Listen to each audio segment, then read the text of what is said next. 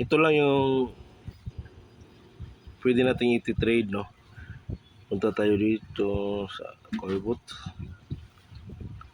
So, saan yun? Yan, ito lang pwede nating i-trade. Screenshot ito.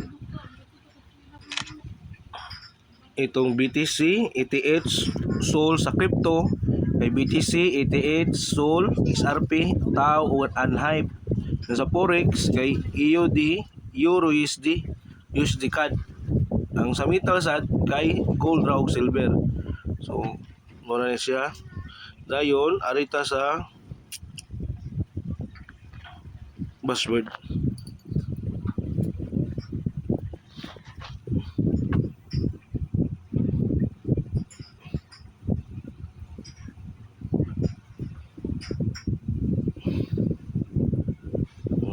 Sa dashboard, na kayo makita nga submit to is N89. Yeah, kaning closer, duha na gano'n position. Duha na hold og closer 18 position man. I-try din ako holding. Eh, not qualified. So, inanin na siya basta not imong status kay not qualified, di ka kabuot. Kaning closer is mubuot ka, no? O, imong boot is kuan siya. Imong kung short ang imong kuan, ang imong bias, dapat imo siyang i-close, ay imo siyang i-hold, no? Pero kung tanaw nimo nga dili short, kay ba imong bias, imo siyang i-close.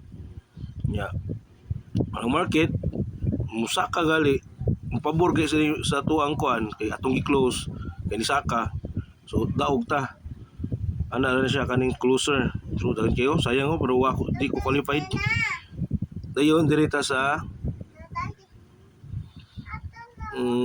high frequency. Kaning high frequency ma'am, mo ni siya ang scalping, no? Kabanday ka? Oh. Oh. Ito na ubos ka. Di ara ikaw lingkod.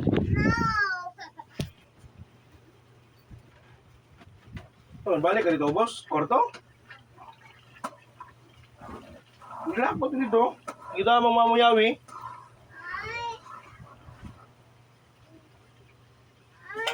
Di ara ikaw lingkod na ka diha. Pag-sit na diha. Ay gibuhat dito. Pag-sit na diha ba? No. Kung saan mo mag-abri dito, mamuyawi naman ni mama.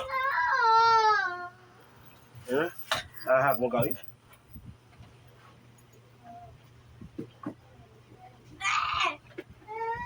Ano?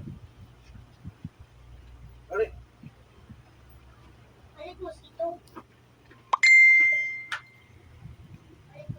Hindi. Yan na. Yan.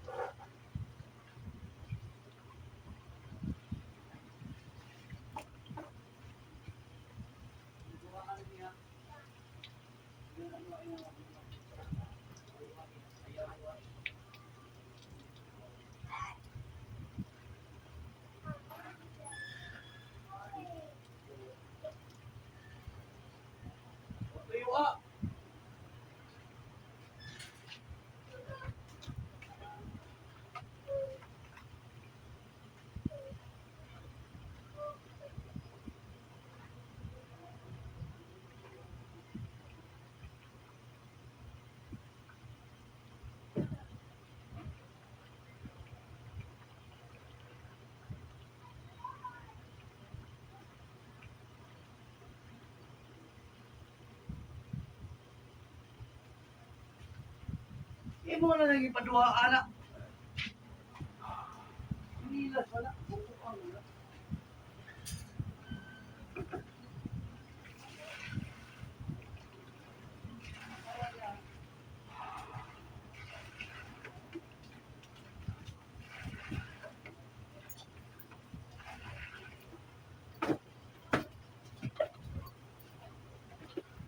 Sik, bantay ni diri sik, yung magluto pa kuan sik.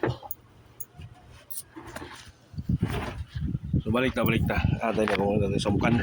So mo ni siyang para scalping. So pwede nimo siya tawag din na, pwede nimo siya si limit, no? Kita nimo din limit at na place. Pwede nimo si limit, pero pwede sa nimo long or short. So diri sa high F kaning high frequency, ang imo i-trade ani kani way labot ang gold o BTC. So diri na ka ETH,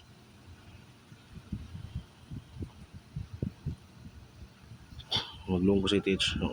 ETH, Sol, Tau,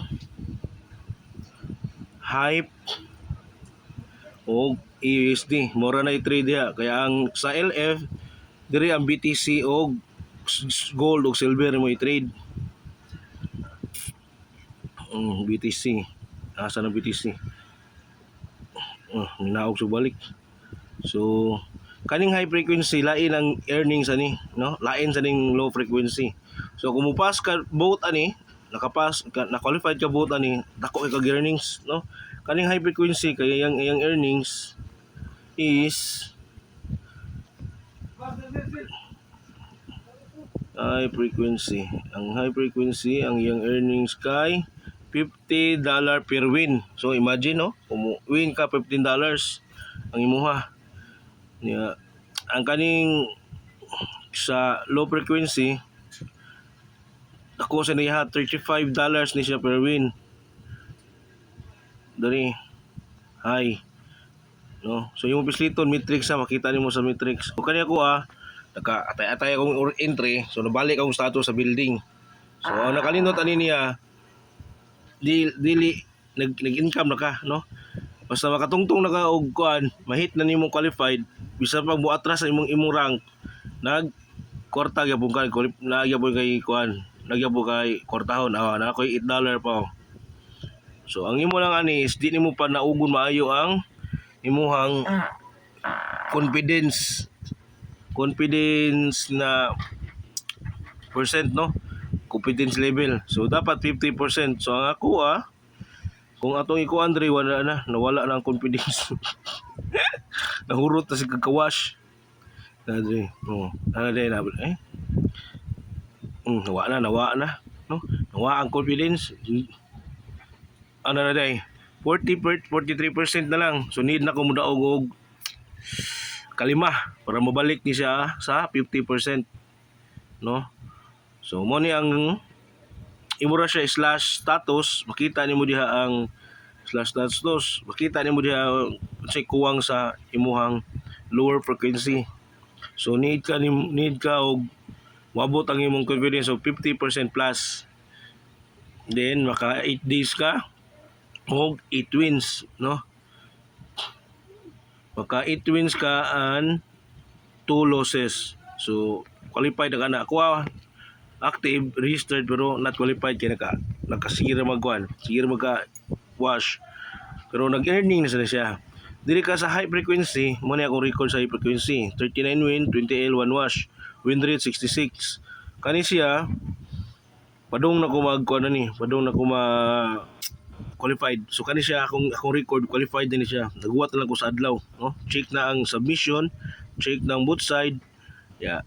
Ang trading days duha na likuwang. Yeah, ang hit rate, the floor confidence same as LF. So confidence is 50%. Kung ako is lapas na 63 na siya ako. So akong gibuhat karon kay padung nang ko qualified, tago-usa na lang ka entry. Para gapon, no, akong giahat og duha din, napildi nung duha. Amaw.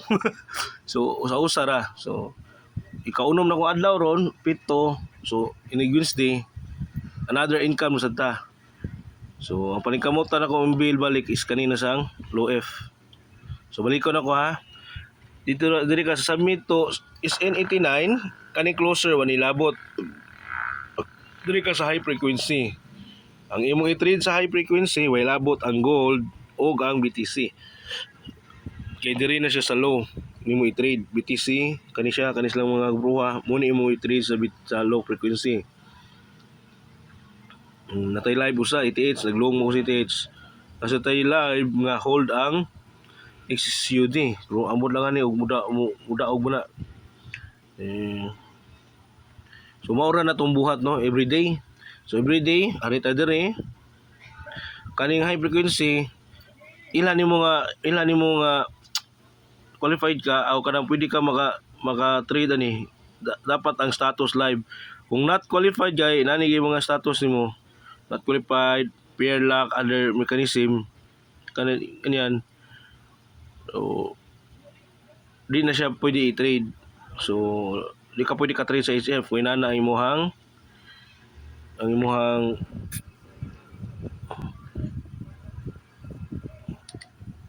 status dapat live siya.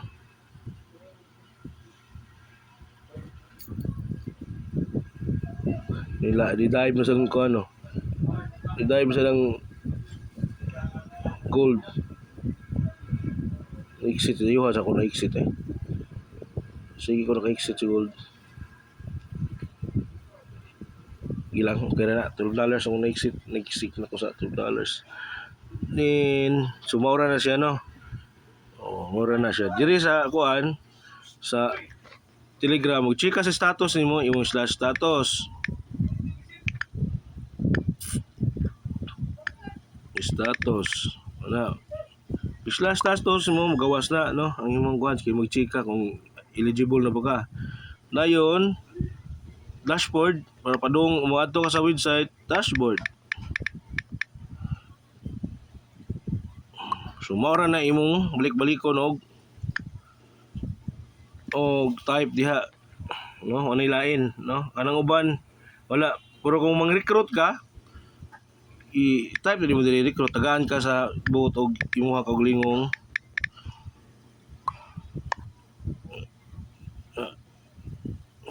tagaan ka sa buot kag lingong nimong recruit nga tagani link. So pwede ni ka mag-recruit sa uban. So ako so far akong recruit na nasa upat no upat wala na SL na yabag na ni. So mao na siya. Balikon ako ha. Recruit, dashboard, o status. Try mo balikon og butang diha.